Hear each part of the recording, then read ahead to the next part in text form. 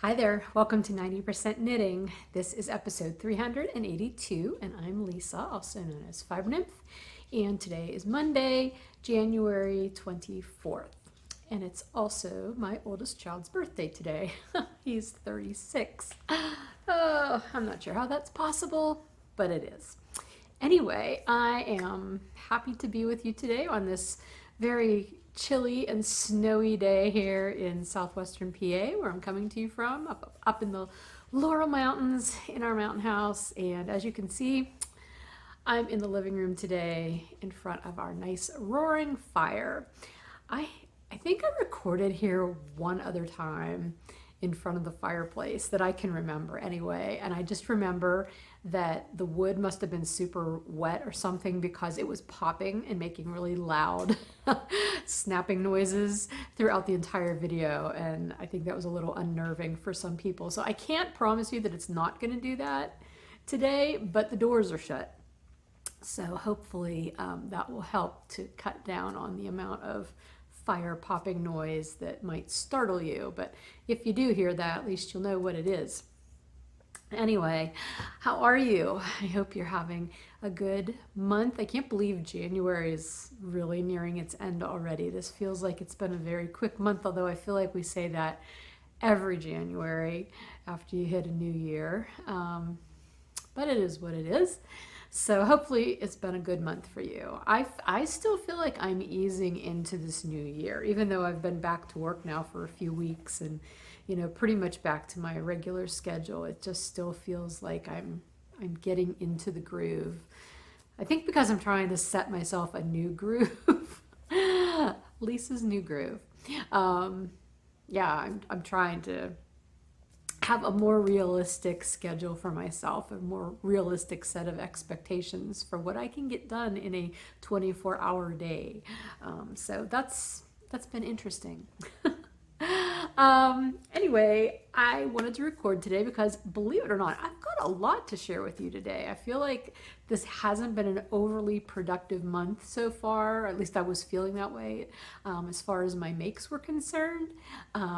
But for whatever reason, I would say since Friday, like I just feel like suddenly I've gotten a lot done. So I thought I would share them with you. Oh, but before we go on, I'm gonna remember to tell you what I'm wearing. By the way, if you can hear echoing, it's just because this is a big vaulted room. I say that every time I record, either here, well, not so much here, but in the dining room, because it's all one big open room. So I apologize if there's a lot of echoey stuff going on. But anyway, I am wearing a tube cowl that I knit, I would say maybe 3 years ago during the month of December, because I knit it with an advent set, a mini set that I got from Sweet Sparrow Yarns. And I just love these colors that were in this set. Julie has such a wonderful, soft, gentle color sense about her, which really is such an excellent representation of her personality too. She's very soft spoken. But anyway, yeah, so I knit this. It was not a pattern. I can't remember where I got my stitch count from. I think it was just, I don't know, I found a tube cowl pattern somewhere and I started with that number of stitches, and then as I opened each mini, I decided I was going to do like half of it, and then the next day I would incorporate half of the next one in a color work form, and then I would go on and do just some straight and then color work and straight. Totally made the color work up as I went along, but I really love how it turned out. It's so soft, so comfy, and I do tend to wear it quite a bit. And it was chilly in here today, and the back of my neck was cold today because I had my hair pulled up earlier, and this felt good. I'm drinking Full Moon Chai, which is a flavor from Plum Deluxe Teas. And I actually made a latte out of it. I don't tend to like just chai by itself as a tea, but I've started to do lattes with oat milk in them and some honey, and really, they're really good. So that's what I've got today. Okay, now into the knitting. And the first thing I'm going to show you, got my show notes here. First thing on my list is my January stash challenge, which I'm pretty sure I talked to you about last time I recorded. I'm trying to focus on working with some stash this year, and I'm taking part in Carol's The Year of the Stash Make Along from a Stitch in Time podcast. And while I'm not doing a monthly personal sock yarn club for myself, I am doing a monthly stash yarn challenge for myself. So I pulled 12 skeins or sets of skeins of yarn out of my stash. Bill put them in project bags for me just randomly. And yeah, and so I'm pulling one a month, and this was my January one, and this was North Ronaldsay yarn. And I think I showed you the ball band last time. I didn't bring it with me today. But this is what I finished. I managed to get a hat and a pair of mitts from it. So that was really exciting. So let's start with the hat. Here, I will put it on. I have not blocked either of these things, by the way. But just so you can get an idea, it's cables and lace, and it's a really fun pattern. I made it once before for Emma. The one I made for her was out of Malabrigo Rios, which is a much larger yarn, not larger yarn, it's a worsted weight yarn, but it's definitely got more bulk to it. This is listed as a DK weight yarn. It's definitely a light DK or a heavy sport, I would say. I did the hat first, and my plan was, if I ended up with enough yarn, if I ended up with enough yarn, I wanted to do a pair of mitts also. So the hat is called the Loden Slouchy by Julia Trice, and I did have enough yarn left, and so the mitts that I did are called the Porteau mitts by Megan Nodecker, and she designs patterns under the name of Pip and Pin. Maybe you've heard that before. So I did the mitts. Now, funny story here. When I was winding the skein of yarn, here's the mitts, by the way. Aren't they cute? These were so fast. I finished the one almost like in a little over one day. And the second one I would have had finished in one day, except for this funny story I'm going to tell you. So when I was winding the skein of yarn on my Swift with my ball winder, at the very end, the skein popped off the Swift, which does not happen very often, but it did, and it got all jumbled, so I had to turn the ball winder off, and then I just wound the last little bit into a ball by hand. Fine. So I brought it all upstairs, had my hat pattern in the project bag along with the yarn, and knit the hat, was working on the mitts, and I was getting to the end of the second mitt, and I knew I was going to run out of yarn. I'm like, oh. Actually, after I finished the first mitt, it weighed 18 grams, and the second mitt, or the yarn that was left over, weighed 17 grams. I'm like, this is not going to be good. But I started on the second mitt anyway, being optimistic. I thought, worst case scenario, I'll find some sort of yarn that I have on hand that could maybe just finish it off. Anyway, I got towards the end, and as I was getting towards the end of the second mitt, it was very clear I was going to run out of yarn before I was done. But I then remembered that I had that little extra ball of yarn from the very end of the skein. It wasn't in the project bag with everything else, though, which is weird. I don't know why I did not put it in with everything else, but I didn't. So I went to go get it because I thought I knew exactly where it was, but it wasn't there. I proceeded to spend almost 2 days looking for this tiny little ball of yarn. 2 days. I looked everywhere. I looked in my yarn room. I looked in my office because I've got bunches of project bags and bins in there. Looked in my bedroom. Nowhere. Couldn't find it. Couldn't find it in any of the logical places. Couldn't find it in any of the really illogical places I looked. Finally, I had just decided I was not going to be able to find this, and I was going to try to find another yarn in my stash that I could use. And there was one skein of my Jamieson and Smith 2-ply that color would have been okay. It wasn't perfect, but I thought, well, better than nothing.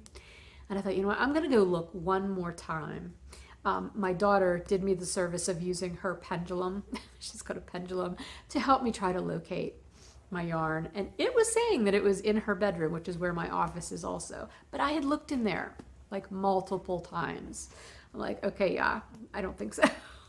Anyway, I went back in there one more time, and I sat down at my desk, and I just was looking around at all of the bags and bins and everything around me. And I looked on my desk, and this is what I saw. Do you see the ball of yarn? Sitting right on my desk, right next to my lamp. I could swear it was not there. I don't know if there's gremlins in my house that are moving things around or what, but anyway, I found my little ball of yarn and was able to finish my mitts. Okay, so Bill's still working out there in the porch room, and he has to come through every once in a while, and he just made me laugh so hard, so I had to stop. Okay, anyway, mitts. I finished my mitts. Found my little ball magically and was able to finish the mitts. So, have the hat, have the mitts. My January challenge is complete, and I'm very happy with myself. Now, if I can just continue that for 11 more months, that will be 11 skeins or more of yarn out of my stash. And here's what's left. That's 3 grams. So I feel pretty good about that. First finished object. I have a second finished object, which is also very exciting and was also nearly the victim of not having enough yarn. And that is my mystery gift socks that I had started back in December. They ended up not being a gift, obviously, but they are going to be. I told Emma she could have them. I was knitting them for her at that point. And as you might remember, this was out of Patons Kroy FX, and I had 2 skeins of it initially. It's the Clover colorway, and that's what it's called. Clover Colors is the colorway name. Anyway, I knit them on US 1.5s because Patons Kroy FX is kind of a heavier weight yarn. It's more of a sport weight than a fingering. And I've knit socks out of that before, and I've always gotten 1 sock per skein, no problem. Granted, that's usually been for me or for Bill, and Emma's feet are a little larger, but yeah, I did not have enough yarn. I believe I told you last time I was able to find this colorway at Joann's, so I picked up 2 balls of it. Not because I thought I was going to need 2 balls, but just because I was hoping one might match it a little bit better than the other because they both seemed kind of bright. In the end, honestly, it was just about this amount, this toe amount, and this one I don't even know that it was that much. I think it was just this very, very last couple of ends here before I kitchenered the toe that I ran out. But lo and behold, I was going to need another skein. So I have the finished pair of socks for Emma, which the really funny part is the first sock when I went to finish it with the new yarn, I ended up knitting it accidentally like an inch too long. So I had to rip it back and reknit it. So anyway, the pair is done. I have got almost 2, like I've got a full skein, a full 50 gram skein, and one that probably has 48 grams, 47 grams. So I've definitely got enough of this yarn to make a second pair of socks, which will probably be for me because I don't have enough to make Bill socks as tall as he likes them. So these will probably be for me whenever I make them, and they'll probably just be shorty socks. I'm not going to knit them anytime soon though, because I'm kind of over this colorway for the time being. It's interesting though, now that I'm looking at these on the camera, it's not as evident in person. Well, I guess maybe it is. Maybe I just haven't looked at it close enough, but this part looks very, very bright compared to this area on this one, and that was 2 separate skeins. So maybe the stuff that I bought really wasn't so off from this one. Maybe it was just had more of this brighter orange in it. I don't know. Whatever, it's fine. They're socks. So those are my 2 finished objects knitting wise. I do have some other finished projects for you though. But I'm going to show you one other knitting thing first before I get to my other finished objects. And this is a work in progress. Actually, it's the only work in progress I have to show you. Not that I don't have more works in progress, but it's the only one I've worked on. And that is Emma's hat that I am reknitting. This is the one that I made her for Christmas. This is the Latu Hat by Meiju KP, I believe. Yes, Meiju KP. This is Malabrigo Rios in the Matisse Blue colorway. And you'll remember probably from past episodes, I'm trying to find the area where the cable is because I just started it. Yeah, I've only got one little bit of it right there. You can hardly see it. Anyway, I knit this for her for Christmas, and she did wear it a time or two. She had me try to shrink it in the dryer. It didn't really snug up as much as she needed it to, so I told her I would just rip it out and restart it, which I had ripped the yarn out, I think the last time I recorded maybe. but I hadn't started it. So I started it, I think, yesterday to reknit it. And I'm knitting it with about a quarter fewer stitches than I did the first time around. Interestingly, though, whenever I started reknitting it, I did the ribbing on 4, which is what I used the last time, US 4s. Then when I went up to the body of the hat, I went up to 6s, which the last time I only used 5s. I'm not worried about it, though, because the ribbing is what we really needed to be snugger on her. And the fact that I'm working with, you know, about a quarter of the number of stitches as I did the first time, even though I'm doing the body on a larger needle, I don't think it's going to affect how it fits her. I think it'll be fine. Plus, I don't know about you, but my experience with Malabrigo Rios is it does tend to grow a little bit. It is a superwash yarn, so anyway, I hope it fits her this time. I will just block it excessively if I have to make it fit her. But I don't think it'll be a problem. So that is back underway. Yeah, nothing else to tell you about that. It won't take me very long to do it. I would just like to get it finished and out of the way because I'm ready to be done unknitting and reknitting things that I gave people for Christmas. Although I still have not finished my son's mitts, although I did get a chance to have him try them on. So that's yet another work in progress that hopefully you'll see as a finished object sometime soon.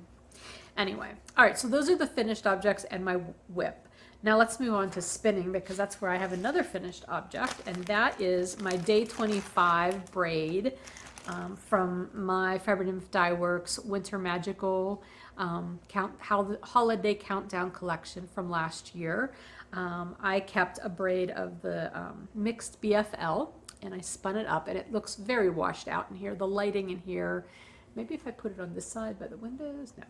It's just going to look very washed out. I will try to put a picture in here of a more color correct image of it. Even though it's looking very washed out on the screen, I will say the colors are a little muddier than I was hoping for. I spun this, I took the braid and I split it into quarters, and then I split each quarter into 4 strips, so lengthwise, and then I spun those end to end. My intention was to do that so that I would have short segments of color that I was going to then chain ply, so that I would end up with sort of a stripy kind of look. I think I should have left, that was 16 strips that I had. I think if I would have done 8 strips, it would have been better. Because even though you can definitely, you cannot in this light. Gosh, this is terrible. Well, you can sorta. You know what? Hang on a second. How's that? I turned the ceiling light on. Well, that's a little bit better, but not excessively. Wow, this is just turning out really dull in here. I don't know why. The colors are much brighter in real life. Anyway, yeah, I think it just would have been a little bit better had I not stripped it down as much as I did before doing the singles. But it's fine. I like the colors. I'm happy with it. I don't really know what I'm going to do with it. I have this image of maybe dyeing up some single color braids of the same fiber in colors that will match this, and then spinning each of those individually, and then having like 4 or 5 different colors plus this, and then doing like a striped sweater. That was one thought. Or I may just use some other hand spun or spin up some other fiber that I already have in my stash that would coordinate with this. And it wouldn't technically be a combo spin because I wouldn't be mixing them together, but I would do it more as a stripes kind of thing, you know, with the individual braids. I don't know. Regardless of what I end up doing with it, it's probably not going to happen anytime soon. This still needs to be soaked also. I got about 280 yards of this currently, and I usually lose between 15 and 20% length after it's been soaked because it poofs up. So I'm going to guess I'll probably end up with somewhere around 220, 25-ish yards. So anyway, it's fine. I'm not disappointed with it. I wish I would have not split it up as much as I did to spin it, because I feel like the colors would have been a little bit clearer. The colorway is called Winter Shadows though, so it was not a real bright in your face kind of colorway to begin with. It's just a little more muted than I was expecting because of the way I split it up. Okay. I think I'm just going to leave the ceiling light on because it is actually kind of dark in here. I would go back and re-record the beginning of the podcast, but I'm running out of time. It's going on 4 o'clock and I just need to get this done. So we're going to go with it. Okay, what else? Oh, I have one other finished object to show you, and this is a weaving project. I told you I was hoping to be able to play with my new loom, my 24-inch Ashford rigid heddle loom, and I did that this weekend. I warped my loom on Saturday, and then yesterday I pretty much spent the entire day, don't even think about it, Tippy's walking by, and she's been excited about the fringe on this weaving project. Yeah, I spent almost all day yesterday weaving. I used my variable dent heddle. Oh, please don't step in my tea. Tippy, you gotta move. Go on. No, that's mine. It's also nearly dinner time for the cats, so they're all just kind of standing around here like, hey, what you doing? Okay. Are you really going to sit there? She's sitting on Emma's socks. You're crazy. Okay.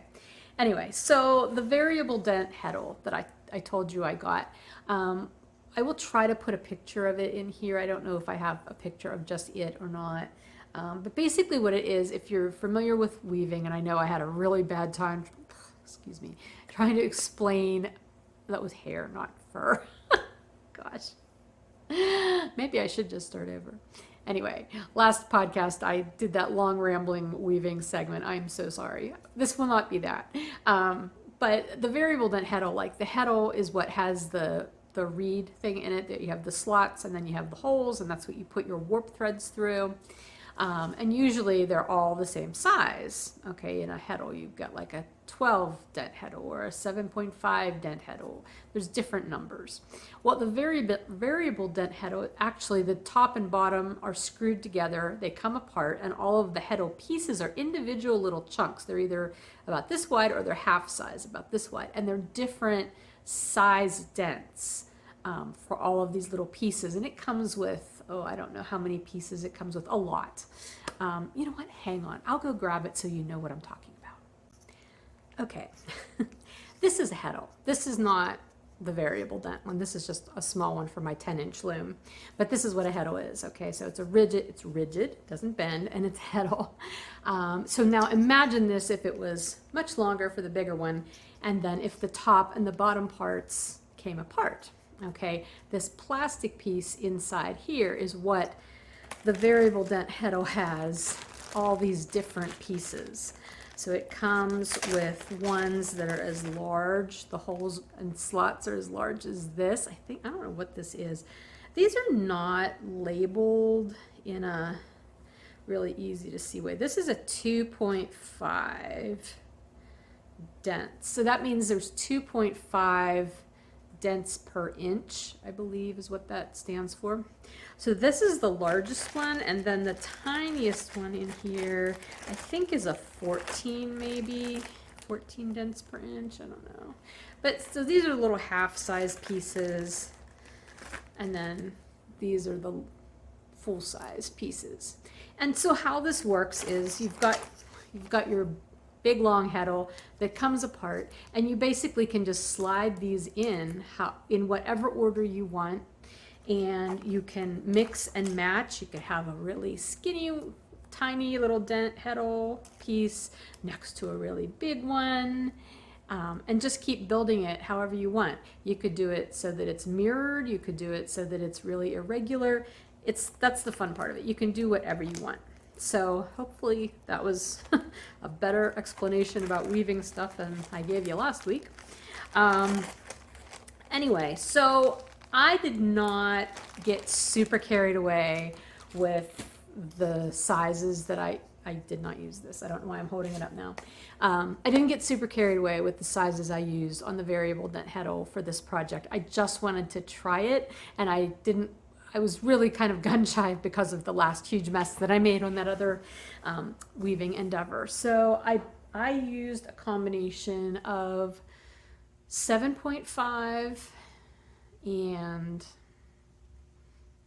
5 or 4 maybe. I don't know. They were larger. 7.5 is what I would normally use if I was weaving with a worsted weight yarn. And so the other one was a little bit larger than that.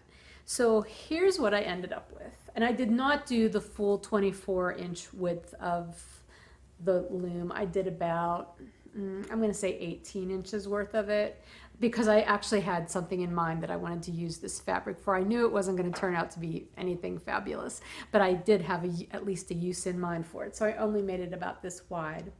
So and I used all these scrap yarns. That was the other fun thing about this. So how I did it was, for the warp, I used either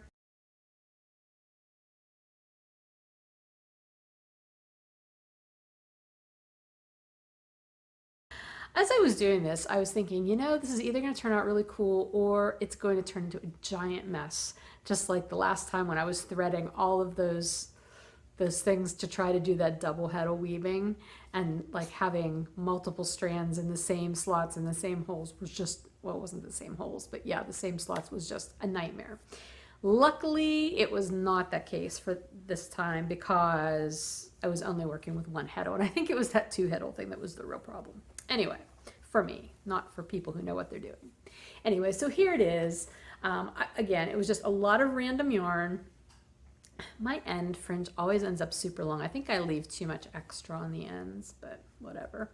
And this is not trimmed. It's not soaked. It's nothing. I just took it off the loom last night because I was super happy to have it done.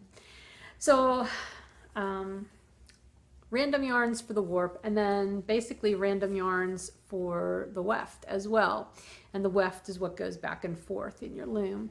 And the weft I did hold either 3 strands of fingering weight or a strand of DK and fingering together for all of the weft passes. Now, what's really interesting, I mean, I learned a lot. Every time I weave, I learn something. And one thing I love about doing this kind of a project with scrap yarns is I can see how different colors play together in ways that I don't any other time, which is really helpful because it gives me ideas for colorways to dye. But the other thing that this was really interesting was just showing me how yarns play together in woven fabric when you're putting more than one strand together for both weft and warp, and just how they show up. Now again, since I did not use a wide range of heddle pieces as far as dent size, this looks pretty uniform compared to how it would have been if I would have used like that one with that really, really big hole, which would have taken like a bulky yarn, and then one that maybe would have used fingering weight. That would have been like, I was kind of afraid of what I might end up with that. You know, it just seemed like it would be a little too chaotic. I mean, it could be really cool for something, but I want this for something that I can lay on a table and put plants on. So I didn't want it to be super bumpy.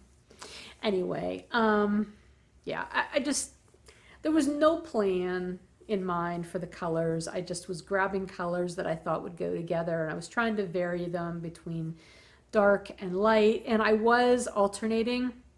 So I was working with 2 stick shuttles at one time. Like I would do 2 passes with one of them that had one color combination, and the next pass I would do 2 passes with the second one, and I would go back and forth until one would run out, and then I would reload that with other colors and go back and forth. So that's what you're seeing here. You can see where colors shifted and changed as you went along. So it turned out to be really fun. I had a good time doing it.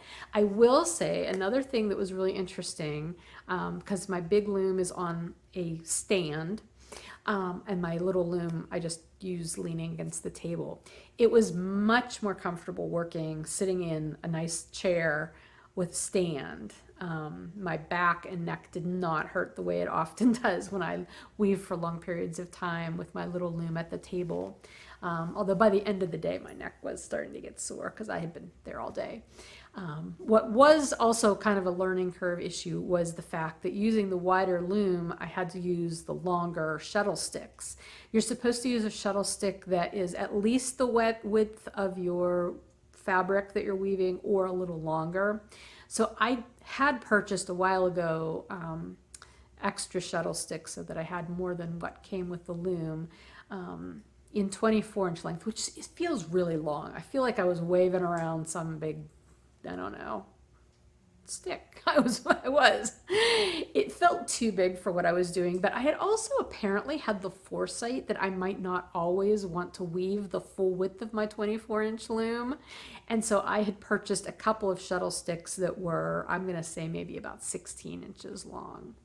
And those were perfect for what I was doing yesterday because they were actually this width. They were this width, and so I could pass it through and pull it out, and it wasn't nearly as unwieldy. So that was interesting. It was, it's always a learning experience, and I am enjoying learning about this loom and weaving in general. But anyway, this is about 4 feet long. And like I said, I'm going to use it. We have an antique sewing machine over, which you sometimes probably see when I record at the dining room table. It sits over there by that one window, and I have plants sitting on it. But I need something, like all the plants are just sitting on different weird little mats and stuff. And I thought it would be nice to have just like one mat, or I was thinking I could cut this up into multiple pieces. But I'm not sure I want to do that now because it's not that long. It'll hang over the edges of the sewing machine. But as long as it doesn't have long fringe on it, I don't think the cats will bother it. So I may just leave it all in one piece. I don't know. Haven't figured that part out. But anyway, that's the plan for that. So it was a fun experiment. Okay. So that is everything that I have made in the past couple of weeks. Yeah.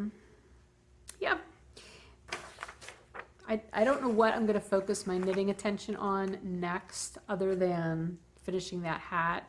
Like I said, I've got lots of works in progress that I would like to attend to since I am supposed to be focusing on whips this January and February. That's what I'm telling myself to do. Nobody else is making me do that. But that was my plan. So I don't know. We'll see. I wish I was feeling more interested in finishing some sweaters. Like I want them to be done. I just haven't felt like working on them. And I feel bad because Emma's sweater is the one that I feel like working on the least. So I've already told her she may not get that one till this Halloween, since it's a Halloween sweater anyway.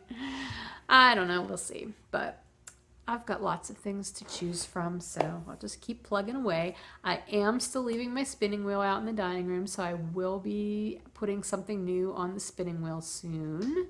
And I don't know what I want to weave next. Something I do want to play with is I would like to play with warping my loom with a really, like a fingering weight yarn, but on a bigger head of like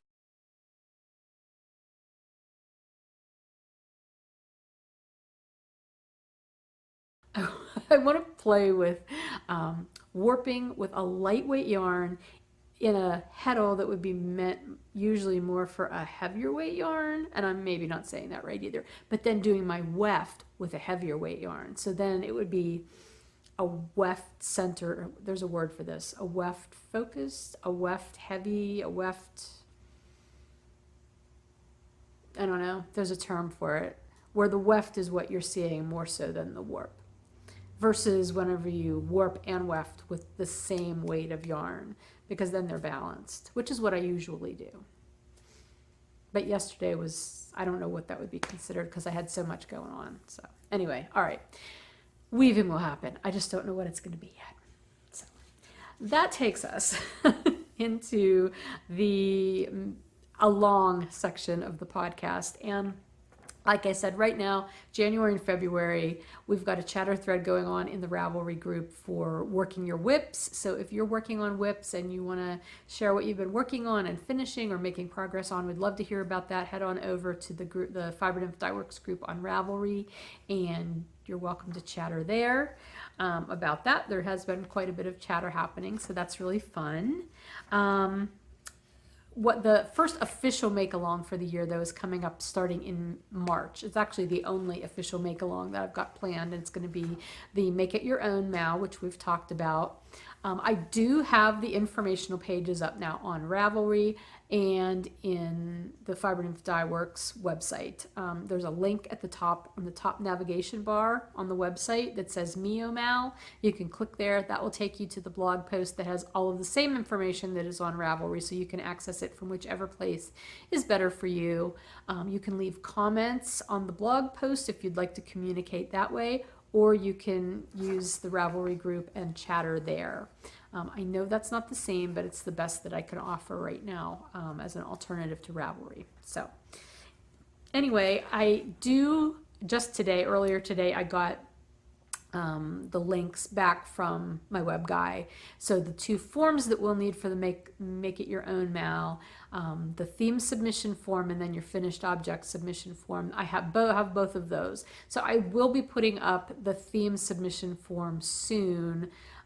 You will not need a finished object submission form until after the mal starts. So I'll add that one at that time. But the theme submission, I was originally saying I was only going to leave it open like a couple weeks before each quarter. I think I'm just going to open it now, and then you can add your themes as you wish. And then if you end up changing it later on, you can just resubmit, and that'll be my sign that, your sign to me that you've changed your mind about what you want your theme to be. But as soon as that quarter starts, once that quarter starts, whatever your theme was at that point, that's what you have to stick to for that quarter. So anyway, I'm looking forward to seeing what your themes are going to be. I already talked about the whips thread. The only other thing I was going to mention is patterns.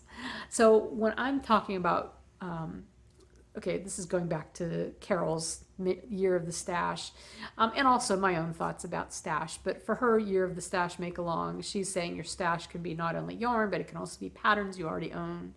And I do have a lot of patterns, and I'm one of those people who really easily falls down the rabbit hole of seeing something new and shiny.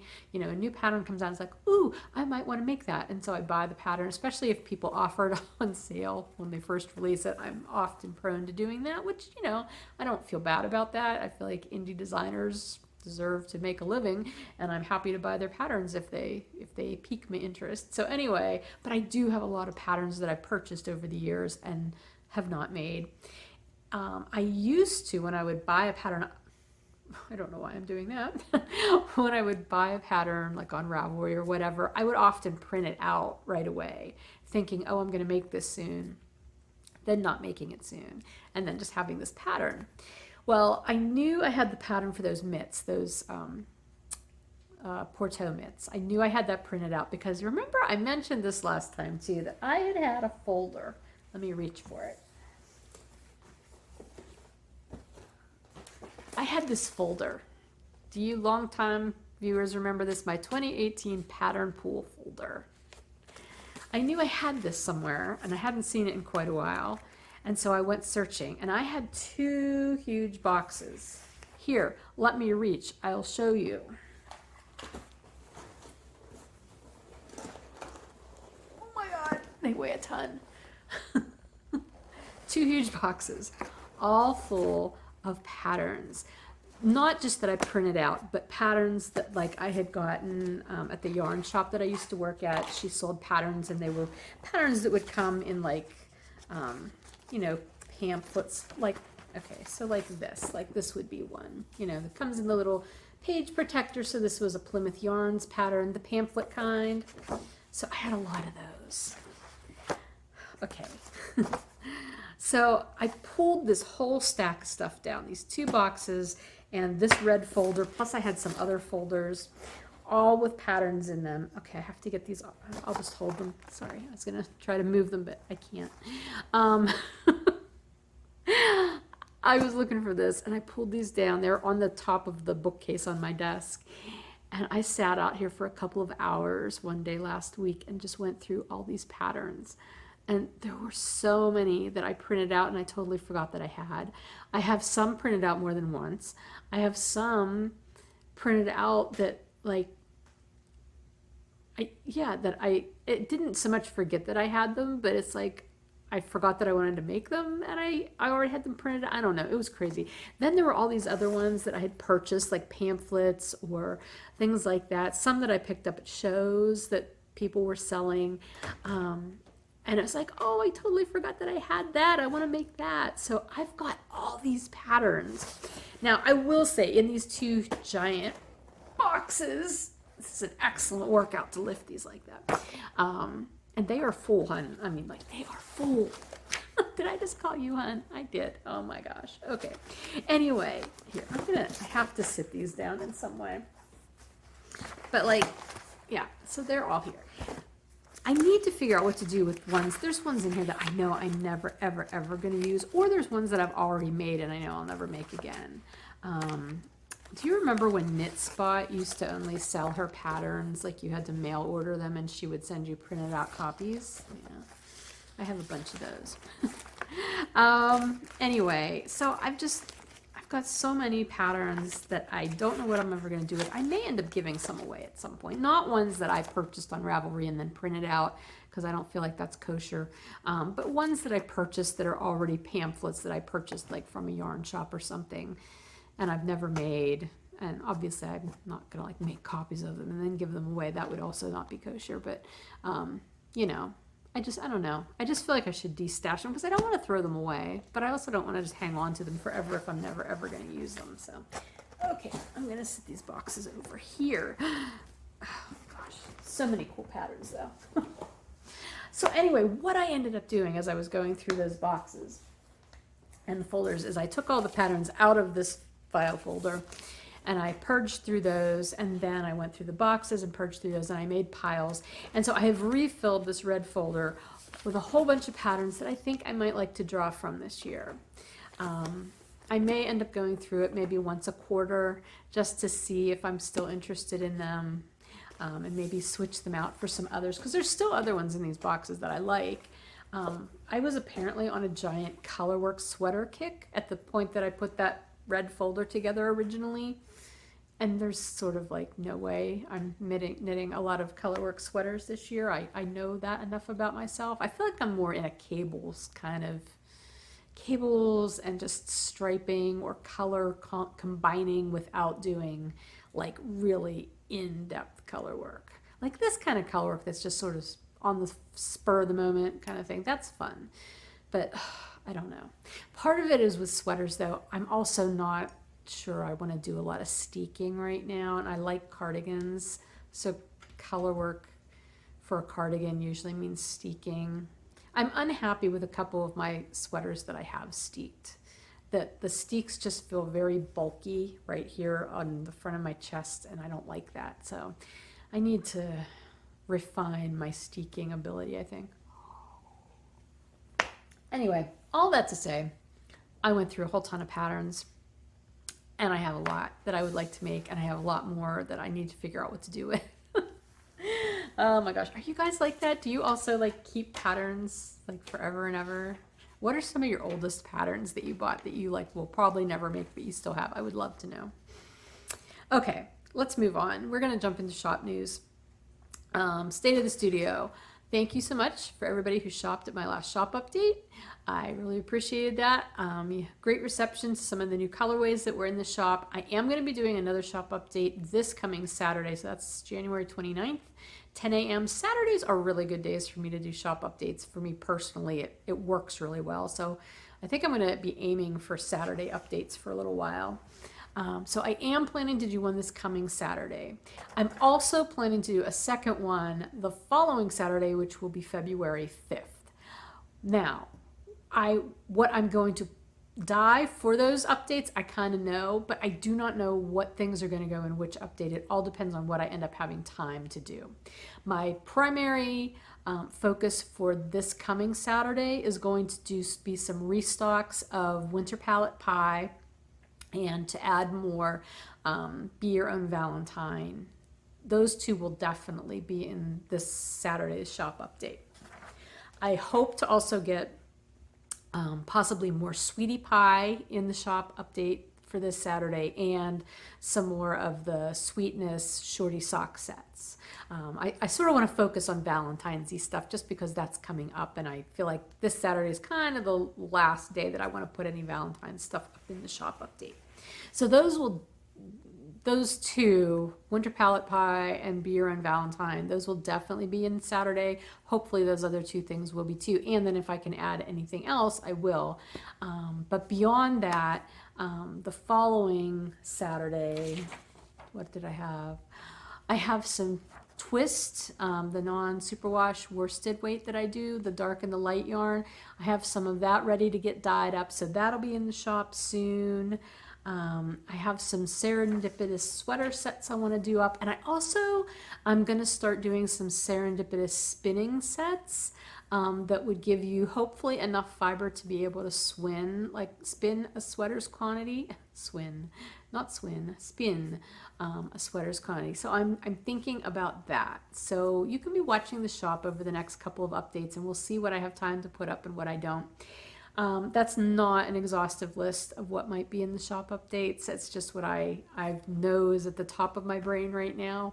But as always, and you'll know what I'm going to say, as always, to know what's going on in the shop updates, the best way to find that out is being subscribed to my newsletter, which you can do on my website, fibernymphdyworks.com. There's a link right at the top. In the top menu bar, it says newsletter. And then there's a link at the very bottom. There's a box you can click. I think there's also something that slides out. There's a little slider that comes out when you go to my website for the first time in that session. Like, it comes out and asks you if you want to sign up for the newsletter. I think there is. I don't know. I'm not sure if it's still there or not. I don't do those things. My web guy takes care of that stuff. Anyway, so yes, that will be shop update this Saturday and the following Saturday, the 29th and the 5th. Both of them will be at 10 a.m. And hopefully there will be something there that you love. I also always post to Instagram and Facebook. Oh, the other thing I wanted to share with you, and if you're on Instagram, maybe you've already noticed this if you follow me, the Fiber Nymph Dye Works shop account. I've been trying to, when people tag me a lot of times with things that they're making with my yarn or my fiber, I love seeing it, but I don't know why it's never dawned on me before that I could post those to my stories. So I can, if you post something that you've made with my yarn, if you have a public account. If your account's private, I can't do this, so just know that. But if it's a public account and you tag me, I may end up, if I see it, I don't always see them right away, but if I see it, I can copy it to my story so it shares with other people the fun things that you're making with my yarn and my fiber. So I just thought that was a really fun thing to do. I know other dyers and makers do this all the time. I'm just not super Instagram savvy. That's all there is to it. So here I am. It's kind of like, me saying, oh, I've discovered this great new thing. It's called a microwave. Everybody else has known about that for decades, Lisa. For decades. Anyway, okay. So that's what's going on. Oh, the other thing is, on the website, I always put when the next shop update will be up in the top bar. I've also started putting order processing times up there because that's varying for a number of reasons. And I just like you to know, the average amount of time it's probably going to take for me to get your order prepared to ship out, packaged and shipped and to the post office. Last week things went slow because we had a lot of snow here and I was not running out to the post office. So anyway, but I'm trying to put that information up in that top information bar just for full disclosure so you know when to expect your package. I always get things out as soon as I possibly can, but sometimes it's taking just a little bit longer than usual. That brings us to the end of the podcast, and that is what is bringing me joy this week. What's bringing me joy this week? The bird feeders. The birds at the bird feeders are always so much fun, especially in the snow, and the squirrels. enjoying the fire. We've had a fire in the fireplace the last couple of weeks, pretty much almost every day. That's been great. And just, yeah, just enjoying each day. I'm trying to slow down. And just also remembering, this was my thought today that I had, you know, doing something is better than doing nothing. And some days I have this problem where it's like, oh my gosh, I have so much to do. I have so many things I want to accomplish. And you kind of get that paralyzed feeling like you don't exactly know where to start. And I realized, like, do something. Even if you just do a little bit of something, it's better than not doing anything at all because you're so paralyzed.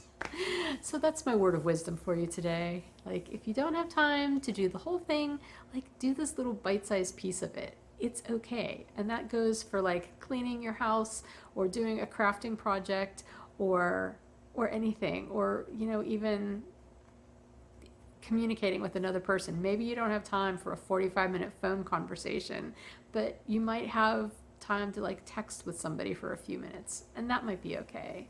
So yeah, just, you know, do what you can, but do something rather than nothing, because usually that's better when it comes to positive things anyway. So anyway, that's just my thought for the day. I'm going to go, and I hope you are having a good January. If you have any questions about anything I talked about here on the podcast today, please feel free to leave it in the comments, or you can always email me, fibernymph@gmail.com. I'm sure I probably forgot something that I was going to mention, or maybe something didn't make a lot of sense. It happens, but I'm happy to clarify. I hope I'll see you either on the Ravelry boards or comments on the Fiber Nymph Dye Works blog. That would be great. But wherever I see you or wherever our paths may cross, I hope you are doing well. And I will talk to you again soon. Bye.